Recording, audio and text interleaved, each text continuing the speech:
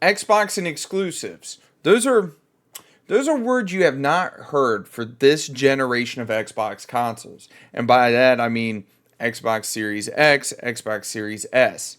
Now the Xbox One had some exclusives towards the beginning of its life cycle, but towards the end it basically did not, because all the exclusives that the Xbox, One had was shared between the Xbox One and the PC. And much like the Xbox Series X and the Series S, those exclusives that they do have are shared with the PC and Game Pass. So this is a little bit of a discussion that we're going to have, because I found an article on The Gamer that came out 23 hours ago, so a day ago, and we're going to talk about it. So let's get into this article. Xbox reportedly plans to make more games multi-platform, which this right here does not surprise me at all, because Microsoft is in the business of making money. They're in the business to make their shareholders happy, and that's what they're talking about. Xbox is reportedly planning to announce huge changes in its strategy. I wonder what that might be. Launching more of its games on rival platforms. This comes amid growing evidence that Hi-Fi Rush will be ported to both PlayStation and the Switch, giving many more players access to one of the most critically acclaimed Xbox exclusives of this generation. Okay, continue. Multiple sources say that Xbox director Sarah Bond will unveil the new strategy this spring, while also explaining the reasons behind it.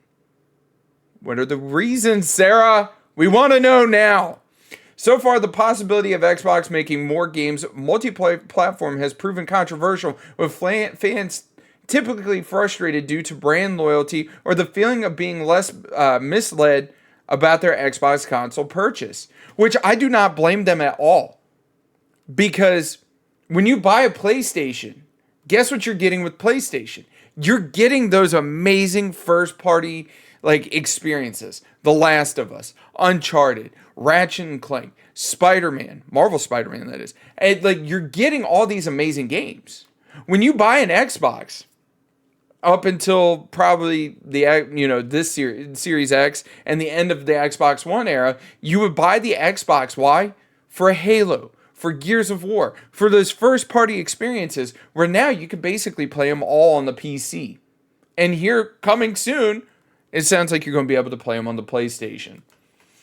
The latest rumors have confirmed that Xbox reporter Idle Sloth, who said that Sarah Bond will address the community soon. It said that Bond will go over Xbox's strategy regarding Hi-Fi Rush, Sea of Thieves, and other games going multi-platform. You know why? It's because there's money to be made.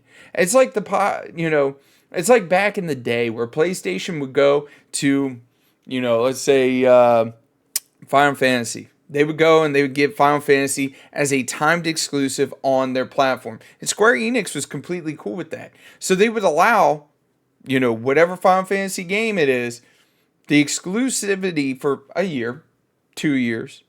Or you would have PlayStation, Sony, go to Activision and be like, hey, we want exclusivity on the DLC maps for 2 months, a month. And they would pay out the wazoo to do that. And it would drive people to the PlayStation. Where Xbox, as of the last couple years, has not really driven anything to that. Anyways, the reason behind the moves will apparently also be explained, including its metrics driven, so more likely to help sales. She'll also reportedly saying that online pushback isn't considered, but considered valid. It is 100% considered valid, because guess why? There is absolutely no reason to buy an Xbox right now. This report is backed up by Microsoft insider Jez Corden from Windows Central, alongside the leak that Hi-Fi Rush is coming to the Switch and the PlayStation. It looks like we can expect a lot more Xbox exclusives to make their way to other platforms, not just expected to a PC port. Like I said, up until this generation of consoles, I would buy Halo. I would buy Gears of War on the Xbox to play them, because guess what? That was the home of Master Chief. That was the home of Marcus Phoenix. And now You can't even think about that. The home that Master Chief built is a shared home now. And it's a shared home between the Xbox and the PC. It's happening. I have no idea who that is. This is a very different strategy to what Xbox has pulled so far in this console generation. For the past few years, the company has made most of the numerous studios it's acquired only putting their new releases on the Xbox and PC. Also, always on Game Pass from launch, which, I mean, that right there, them taking their first party games and putting it on Xbox Game Pass, or Game Pass if you want to just call it that, from launch, is probably the only reason to really buy Game Pass and to really get into Game Pass. Sony doesn't do that with PlayStation Plus. Why? Because they have to recoup some of the money from the first party games that they put out, which I don't blame them at all. But it really makes me wonder how much money Microsoft loses on Game Pass, putting those titles on Game Pass on launch. And then on top of that, how they lose like $200 a console for the Series X every time one is sold. For them to manufacture it, ship it out, and all that stuff, from what I've read, it's about $700. And they look to recoup their money via Game Pass, whether it's the core Game Pass or the Game Pass Premium, whichever tier you go with. That's how they look to recoup their money.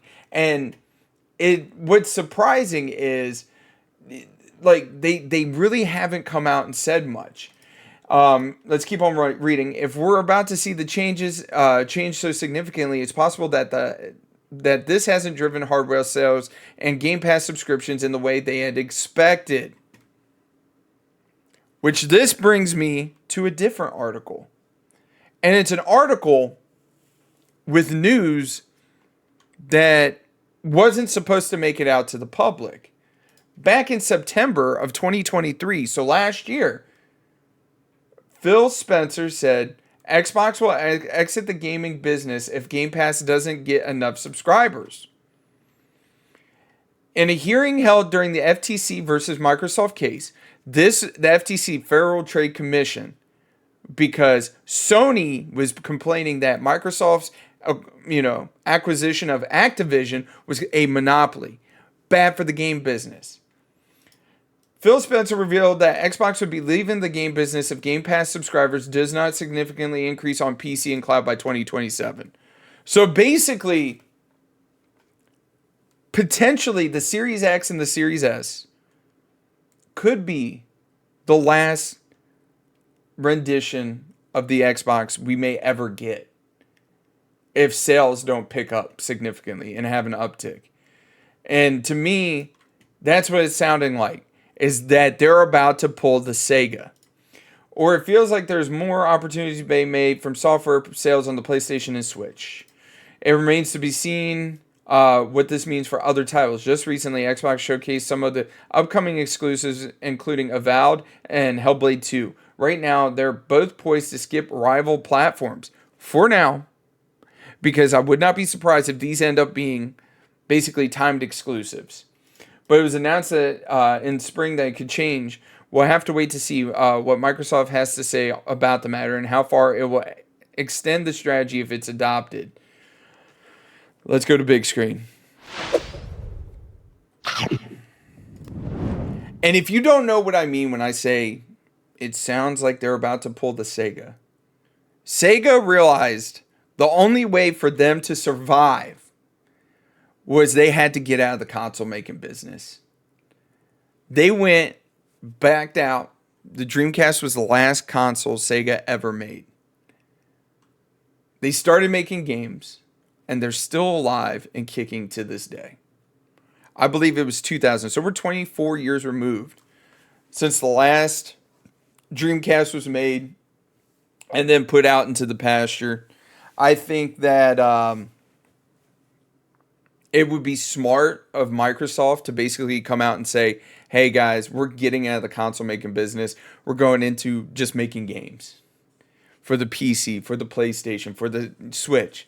So that when this is revealed this spring, this fall, 2025, 2026, 2027, people are like, damn, Microsoft, you really, you dropped the ball. No, there's none of that. I think if that is their ultimate strategy to exit the gaming market and basically, well, not exit the console making market because they already got the PC. The PC is Microsoft. Now, don't get me wrong, there is the very small sliver of Linux users, the very small sliver of people that use, whatever the Apple platform is called. I would not be surprised if, PC is a 95% share of, computers that are made and used. Like, I would not be surprised. If not, like, it's at least 80% But like I said, I think that Microsoft, if they're poised to exit the console market, I think they're better off doing it sooner rather than later. And, basically let the people down slowly and be like, hey, it's been a fair ride.